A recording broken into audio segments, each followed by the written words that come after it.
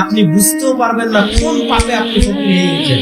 আসলে কোনো একদিন আল্লাহর কোন প্রিয় বান্দাকে অপমান করেছিলেন, তাই ফকির হয়ে গেছেন। তাই আপনার ছেলে মেয়ে হয় না, তাই আপনার ছেলে মেয়ে সব পঙ্গু। কথা বুঝতে পারেন? কোন এরকম অসহায় আল্লাহর বান্দা যাকে কে ভালোবাসে? আল্লাহ ভালোবাসে। তার প্রতি জুলুম করেছিলেন আপনি জানেন না কেন? ওকে তো দুনিয়ার মানুষ দাম দেয়। খবরদার, মাআযাল্লাহ, খবরদার, মাআযাল্লাহ, মানুষের চোখের পানির কারণ হবে না।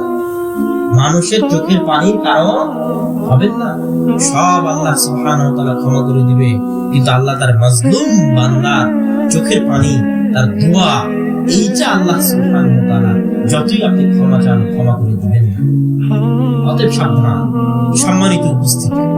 তাহলে এই জায়গায় আমি যেটা আপনাদেরকে বুঝাতে চাচ্ছি যে আল্লাহ রাসূল বললেন, দুনিয়ার মূল্য যদি মাছের ডানার সমান হয়, কাফের পানি পাবে।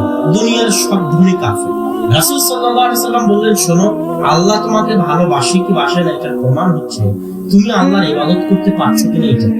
আর তুমি কি যে আল্লাহ শাস্তির মধ্যে রেখেছে, পাপের মধ্যে রেখেছে, তোমার সবচেয়ে বড় শাস্তি, সবচেয়ে বড় শাস্তি যে তুমি পাপের মধ্যে আছো।